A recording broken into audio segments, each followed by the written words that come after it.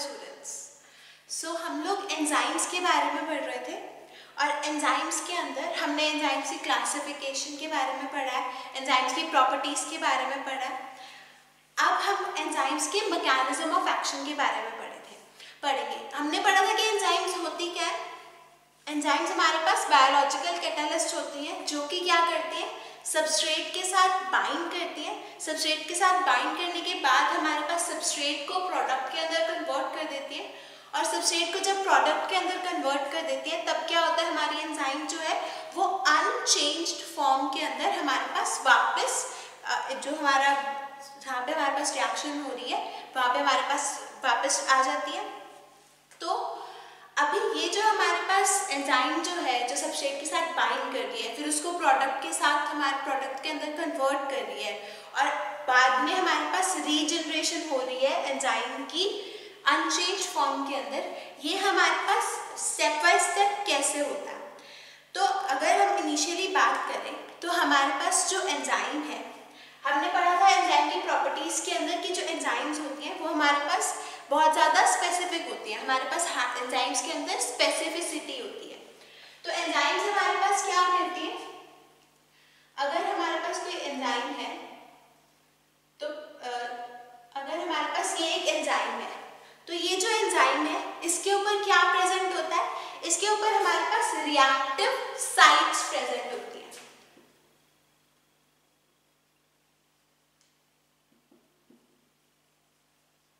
और इन reactive sites के ऊपर हमारे पास क्या होता है, हमारा जो सबस्ट्रेट होता है वो आके हमारे पास बाइंड करता है एंजाइम के साथ। तो हमारे पास अगर लगा लो कि हमारा जो सबस्ट्रेट है, so this is a substrate, और ये जो सबस्ट्रेट है ये हमारे पास कहाँ जाके बाइंड होगा, रिएक्टिव साइट पे बाइंड होगा। हमारे पास क्या होगा, जब सबस्ट्रेट रिएक्टिव साइट के ऊपर जाके बाइंड करता है तो वो क्या फॉर्म करता है, हमारे पास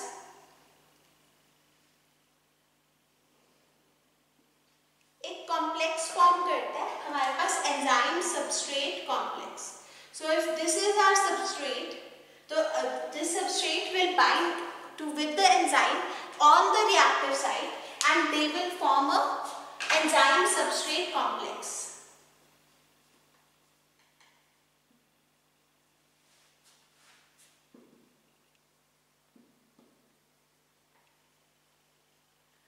अब ये जो एंजाइम सबस्ट्रेट कॉम्प्लेक्स है इसके फॉर्मेशन से क्या होगा, हमारा जो सबस्ट्रेट है वो हमारे पास क्या हो जाएगा, एक्टिवेटेड फॉर्म में आ जाएगा। तो हमारे पास जो कॉम्प्लेक्स है वो क्या करता है, सबस्ट्रेट को एक्टिवेट कर देता है। अब सबस्ट्रेट के एक्टिवेशन के बाद हमारे पास क्या होता है, ये जो कॉम्प्लेक्स है ये हमारे पास फर्दर क्या हो जाता है, हमारे पास एक्टिवेटेड कॉम्प्लेक्स बन जाता है।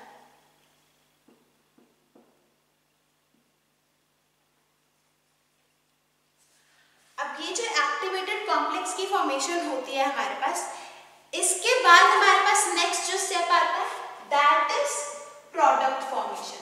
हमारे पास क्या होता है, हमारा जो सबस्ट्रेट है वो एक्टिवेट होने के बाद हमारे पास प्रोडक्ट के अंदर कन्वर्ट हो जाता है और हमारे पास जो हमारी सबस्ट्रेट, हमारी जो एंजाइम है वो हमारे पास रीजनरेटेड फॉर्म के अंदर वापस हमारे पास अवेलेबल हो जाती है।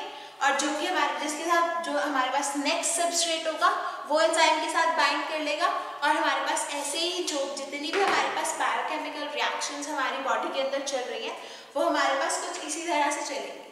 सो क्या होता है हमारे पास मैकेनिज्म ऑफ एक्शन, हमारी जितनी भी एंजाइम्स हैं, एंजाइम्स के ऊपर हमारे पास क्या होता है, रिएक्टिव साइट्स होते हैं उनके सरफेस के ऊपर। अब ये जो रिएक्टिव साइट्स होते हैं इनके ऊपर क्या होता है, हमारा जो सबस्ट्रेट होता है, substrate fits on the reactive site of the enzyme. After the substrate binds to the reactive site of, जब हमारे पास के बाद क्या होगा, जो सबस्ट्रेट है वो हमारे पास बाइंड कर जाएगा हमारी एंजाइम की रिएक्टिव साइट, हमारे पास एंजाइम जो है उसकी रिएक्टिव साइट के साथ बाइंड करने के बाद हमारे पास जो सबस्ट्रेट और एंजाइम है ये क्या फॉर्म कर लेंगे, एंजाइम सबस्ट्रेट कॉम्प्लेक्स।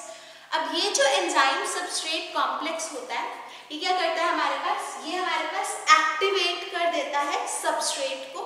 तो जब हमारे पास सबस्ट्रेट एक्टिवेट हो जाता है तब हमारे पास क्या हो जाता है, एक्टिवेटेड कॉम्प्लेक्स फॉर्म हो जाता है। और एक्टिवेटेड कॉम्प्लेक्स के फॉर्मेशन के बाद हमारा जो सबस्ट्रेट होता है वो हमारे पास प्रोडक्ट के अंदर कन्वर्ट हो जाता है, और हमारे पास जो एंजाइम है वो हमारे पास क्या होता है, अनचेंज्ड फॉर्म के अंदर हमारे पास वापस जो रीजनरेट हो जाती है, और फिर दोबारा हमारे पास एंजाइम जो है अवेलेबल हो जाती है फर्दर रिएक्शंस के लिए। सो अब एक बार क्या होता है हमारे पास mechanism of action. First of all, the substrate binds to the reactive site of the enzyme. After the substrate binds to the reactive site of enzyme, they form enzyme-substrate complex. This enzyme-substrate complex activates the substrate. When the substrate is activated, the activated complex is formed. The activated complex in turn leads to the formation of product, and the enzyme is regenerated and is available for the further reaction, and this whole process is repeated.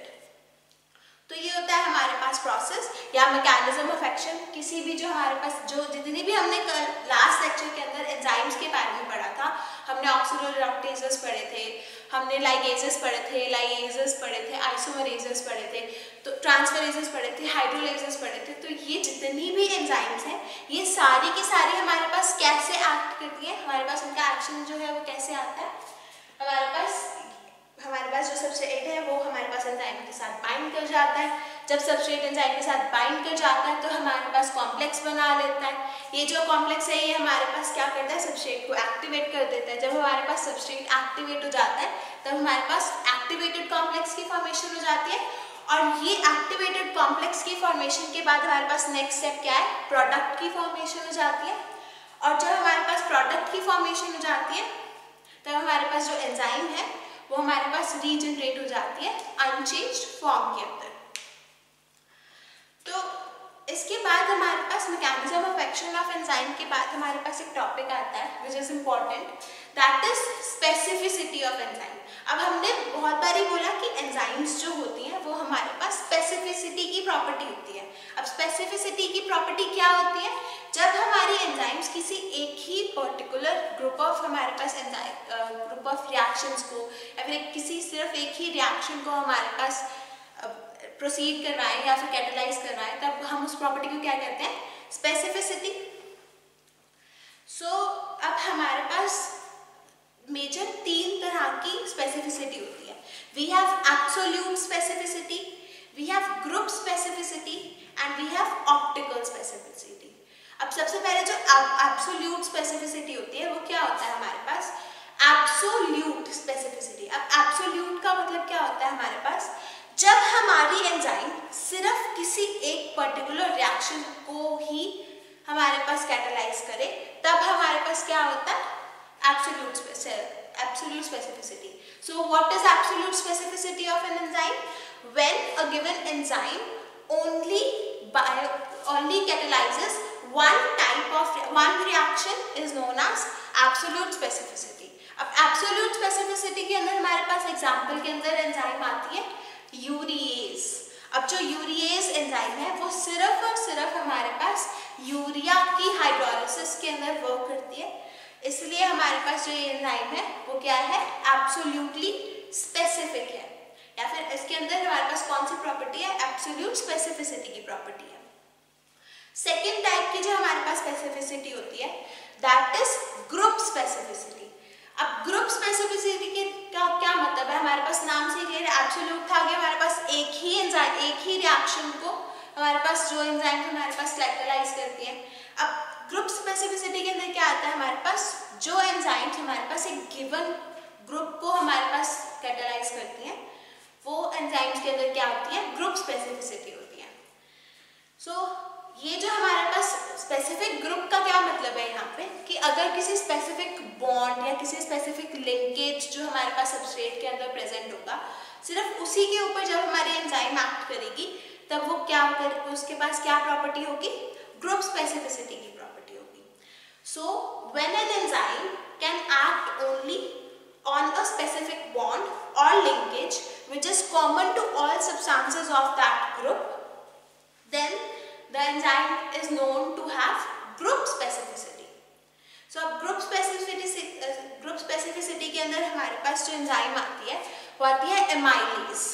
अब जो amylase enzyme है वो हमारे पास जिन भी groups के पास हमारे पास presence होती है ग्लाइकोसिडिक लिंकेज की, जिन भी एंजाइम्स के जिन भी सबस्ट्रेट्स के अंदर हमारे पास ग्लाइकोसिडिक लिंकेज होगा उसके ऊपर हमारी जो एंजाइम एमाइलेज एंजाइम है वो एक्ट कर पाएगी। थर्ड जो हमारे पास स्पेसिफिसिटी आती है दैट इज ऑप्टिकल हमारे पास स्पेसिफिसिटी। अब ऑप्टिकल स्पेसिफिसिटी का क्या मतलब है हमारे पास, हमने याद हो अगर आपको तो आपने आइसोमराइजेशन के अंदर पढ़ा होगा ऑप्टिकल आइसोमर्स के बारे में। हमने पढ़ा था जब हमने अमीनो एसिड्स के बारे में पढ़ा था तब हमने पढ़ा था कि हमारे पास डी और एल हमारे पास अमीनो एसिड्स होते हैं, राइट। तो अब हमारे पास जो एंजाइम्स हमारे पास स्पेसिफिक ऑप्टिकल आइसोमर्स के ऊपर एक्ट करती हैं उन एंजाइम्स वो एंजाइम हमारे पास कौन सी होती है, वो एंजाइम्स हमारे पास उनके अंदर कौन सी प्रॉपर्टी होती है, हमारे पास ऑप्टिकल स्पेसिफिसिटी होती है। तो ऑप्टिकल स्पेसिफिसिटी क्या होगी हमारे पास, ऑप्टिकल स्पेसिफिसिटी होगी हमारे पास वो एंजाइम्स जिन एंजाइम्स के अंदर एक स्पेसिफिक ग्रुप ऑफ हमारे पास एक specific group of optical isomers के ऊपर जो एंजाइम्स एक्ट कर सकती हैं। The enzymes which can act only on one type of optical isomer of the substrate is known to have optical specificity. So optical specificity के अंदर हमारे पास कौन सी एंजाइम्स आती है, ऑप्टिकल स्पेसिफिसिटी के अंदर हमारे पास एंजाइम आती है डी अमीनो एसिड ऑक्सीडेज। अब डी अमीनो एसिड ऑक्सीडेज जो हमारे पास एंजाइम होगी वो किसके ऊपर एक्ट करेगी, वो सिर्फ और सिर्फ जो हमारे पास डी अमीनो एसिड्स होंगे उनके ऊपर एक्ट करेगी। ऐसे ही हमारे पास एल अमीनो एसिड ऑक्सीडेज आती है। अब एल अमीनो एसिड ऑक्सीडेज किसके ऊपर एक्ट करेगी, सिर्फ उन एंजाइम्स के ऊपर जिनके ऊपर हमारे पास एल जो ग्रुप्स के अंदर हमारे पास एल अमीनो एसिड्स प्रेजेंट होंगे सिर्फ उन अमीनो एसिड्स के ऊपर वर्क करेगी हमारे पास L amino acid oxidase. So with this हमारे पास जो स्पेसिफिसिटी वाला टॉपिक है दैट फिनिशेस। नेक्स्ट जो हमारे पास टर्म आती है in regards to enzymes that is proenzyme या फिर ज़ाइमोजेन। तो प्रोएंजाइम या ज़ाइमोजेन क्या होता है हमारे पास, प्रोएंजाइम या ज़ाइमोजेन। तो अगर आपको याद हो तो हमने बात करी थी प्रो ड्रग के बारे में, या फिर हमारे पास प्रोएंजाइम क्या होती है, प्रो या प्रो वर्ड जो हमारे पास एंजाइम्स की टर्म के अंदर आता है वो आता है प्री। सो प्री हमारे पास का प्री का मतलब क्या होता है पहले। तो प्रोएंजाइम्स हमारे पास कौन सी एंजाइम्स होती हैं, प्रोएंजाइम्स हमारे पास इनएक्टिव फॉर्म वाली एंजाइम्स होती हैं। जब एंजाइम्स हमारे पास इनएक्टिव फॉर्म में इनिशियली सिंथेसाइज होती हैं, जिस फॉर्म में हमारे पास एंजाइम्स इनिशियली बॉडी के अंदर सिंथेसाइज होती हैं उस फॉर्म को हम कहते हैं प्रोएंजाइम या फिर ज़ाइमोजेन। तो प्रोएंजाइम या ज़ाइमोजेन क्या होता है हमारे पास, inactive form of given enzyme. अब जो हमारे पास प्रोएंजाइम्स होती हैं ये हमारे पास बॉडी के अंदर ही सिंथेसाइज होती हैं और इनएक्टिव स्टेट में सिंथेसाइज होती हैं। और ये जो एंजाइम्स है प्रोएंजाइम्स जब हमारे पास एक्टिवेट हो जाती हैं तो हमारे पास क्या होता है, ये कन्वर्ट हो जाती है एक्टिव एंजाइम के अंदर। So, क्या होता है हमारे पास, proenzymes are the inactive forms of enzyme. These enzymes are synthesized in the body. These enzymes are activated and converted into the active form of body with the help of some group or some reaction or some further catalyst, right? तो अब इसके अंदर हमारे पास example है pepsinogen. तो pepsinogen जो हमारे पास एंजाइम है ये हमारे पास क्या है, एक प्रोएंजाइम है। प्रोएंजाइम यानी कि इनएक्टिव फॉर्म है। पेप्सिनोजेन हमारे पास एक्टिव फॉर्म में कन्वर्ट होती है और क्या बनाती है, पेप्सिन एंजाइम का फॉर्मेशन होता है। तो पेप्सिनोजेन से हमारे पास किसकी फॉर्मेशन होती है, पेप्सिन की फॉर्मेशन होती है। अब जो पेप्सिनोजेन होता है वो हमारे पास इनएक्टिव फॉर्म में होता है और पेप्सिनोजेन से पेप्सिन की जो फॉर्मेशन है वो हमारे पास किसकी प्रेजेंस में होती है। पेप्सिनोजेन या पेप्सिन जो एंजाइम है ये हमारे पास फूड के डाइजेशन के अंदर, प्रोटीन के डाइजेशन के अंदर स्पेसिफिकली वर्क करती है। और जब हमारे पास HCl जो है, जो हमारी बॉडी के अंदर HCl रिलीज होता है, HCl के प्रेजेंस के अंदर पेप्सिनोजेन जो एंजाइम है वो हमारे पास पेप्सिन के अंदर कन्वर्ट होती है। ऐसे ही हमारे पास ट्रिप्सिनोजेन एक एंजाइम है। ट्रिप्सिनोजन जो एंजाइम है वो भी एक प्रो एंजाइम है। ट्रिप्सिनोजन इनएक्टिव फॉर्म के अंदर होती है और ये हमारे पास कन्वर्ट होके क्या बनाती है, trypsin enzyme. So this was all about pro enzymes. Pro enzymes के बाद हमारे पास नेक्स्ट टाइप ऑफ एंजाइम्स आती हैं, दैट आर आइसो एंजाइम्स। अब आइसो एंजाइम्स क्या होती है? आइसो एंजाइम्स हमारे पास आइसोमर्स की तरह आता है। अब जो एंजाइम्स हमारे पास डिफरेंट सोर्सेज से ऑब्टेन होती हैं, जिन एंजाइम्स के अंदर डिफरेंट केमिकल और फिजिकल प्रॉपर्टीज होती हैं, लेकिन सिमिलर हमारे पास रिएक्शंस को कैटलाइज करती हैं, वो एंजाइम्स होती हैं हमारे पास isoenzymes. So what are isoenzymes? Isoenzymes are the enzymes which are obtained from different sites, have different physical and chemical characteristics but catalyze the similar or same type of chemical reaction।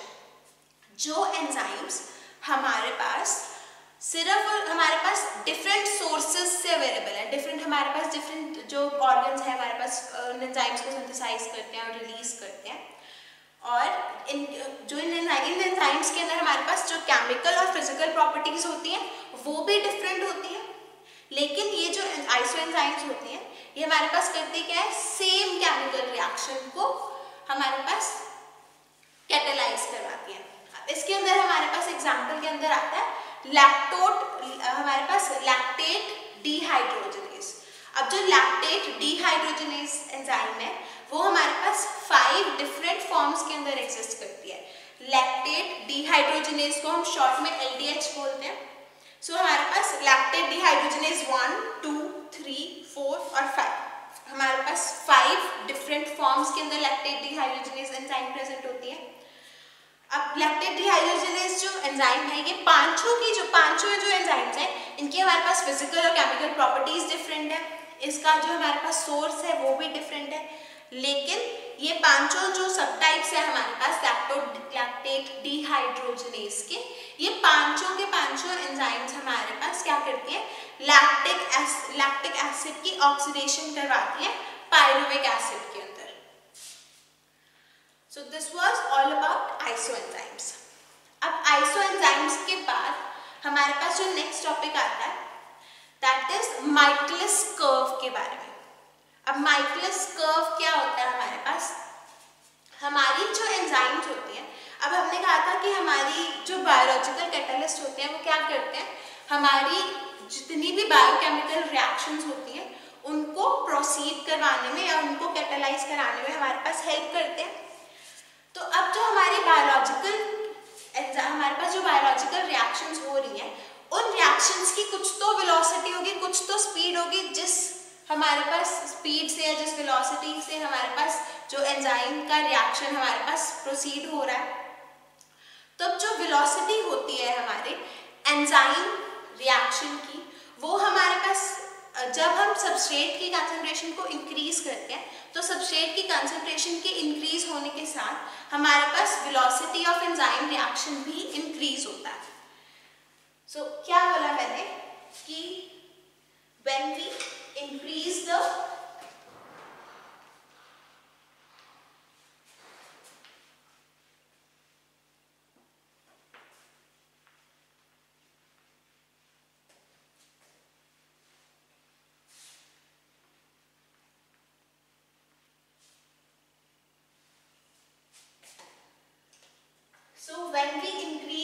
concentration of substrate, the velocity of the reaction increases। तो जब हमारे पास substrate की concentration increase होती है तब हमारे पास जो वेलोसिटी होती है ऑफ द रिएक्शन ये भी इंक्रीज हो जाती है। वेलोसिटी क्या होती है हमारे पास रिएक्शन की, या स्पीड क्या होती है कि किस रेट से हमारे पास कंजम्पशन हो रही है सबस्ट्रेट की और किस रेट से हमारे पास प्रोडक्शन हो रही है प्रोडक्ट की। तो अगर हम सबस्ट्रेट की कंसंट्रेशन को इंक्रीज करते हैं तो हमारे पास वेलोसिटी जो है कंसंट्रेशन की वो भी फर्दर इंक्रीज होती है। तो अगर हम इसको प्लॉट करें, हमारे पास अगर हम सबस्ट्रेट की कंसंट्रेशन को वेलोसिटी के साथ प्लॉट करें तो क्या आएगा हमारे पास, अगर हमारे एक्स एक्सिस पे सबस्ट्रेट कंसंट्रेशन है और हमारे पास y एक्सिस पे वेलोसिटी है। तो क्या होगा अगर हम सबस्ट्रेट की कंसंट्रेशन को इंक्रीज करते जाएंगे तो हमारे पास जो वेलोसिटी है वो भी फर्दर इंक्रीज होती जाएगी। लेकिन ये जो फिनोमेना है ये हमारे पास सिर्फ एक लिमिटेड टाइम तक और लिमिटेड कंसंट्रेशन ऑफ सबस्ट्रेट तक ही ट्रू रहता है। आफ्टर अ सर्टेन लिमिट हमारे पास जब सबस्ट्रेट की कंसंट्रेशन हम इंक्रीज करते जाते हैं तब हमारे पास वेलोसिटी ऑफ रिएक्शन के ऊपर कोई फर्क नहीं पड़ता और हमारे पास क्या आ जाता है after a certain time what happens is हमारी जो इंक्रीज इन वेलोसिटी, अब यहाँ पे हमारे पास वेलोसिटी जो है वो इंक्रीज होती जा रही है यहाँ तक, लेकिन आफ्टरवर्ड हमारे पास क्या हो जाता है जो ये हमारे पास कर्व है वो स्टेगनेंट हो जाता है और हमारे पास क्या फॉर्म होता है एक हाइपरबोलिक हमारे पास कर्व आती है जो हमारे पास क्या डिपिक्ट होता है कि after a certain point when we increase the concentration of substrate the velocity of the reaction becomes constant. तो अभी हमारे पास जब सबस्ट्रेट का कंसंट्रेशन इंक्रीज करते हैं तब हमारे पास वेलोसिटी रिएक्शन की कैसे इंक्रीज होती है या क्यों इंक्रीज होती है।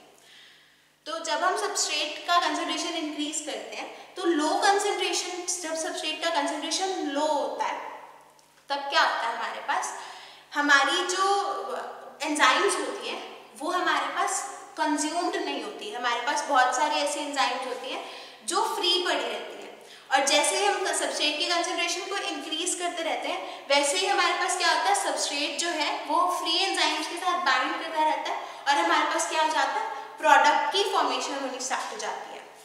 लेकिन आफ्टर अ सर्टेन टाइम हमारे पास क्या होगा हमारी जो फर्दर कंसंट्रेशन के अंदर इंक्रीज है, अब हमारे पास जो फर्दर वेलोसिटी के अंदर इंक्रीज है वो स्टॉप हो जाएगा। क्यों?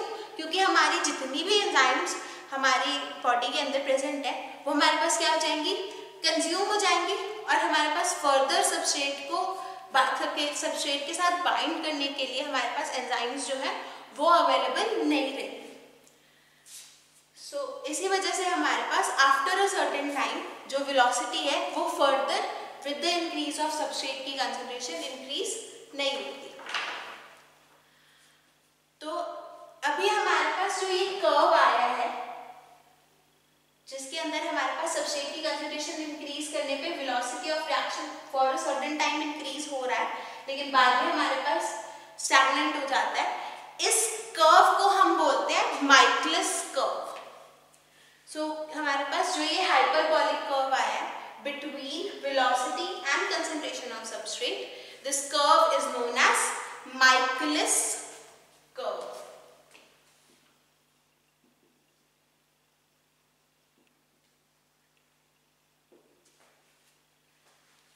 अब हम जो हमारे पास वेलोसिटी होती है एंजाइम रिएक्शन की उसको हम माइकलिस मेंटन इक्वेशन के साथ हम उसको सॉल्व करते हैं। नेक्स्ट लेक्चर के अंदर हम माइकलिस मेंटन इक्वेशन के बारे में पढ़ेंगे। Thank you.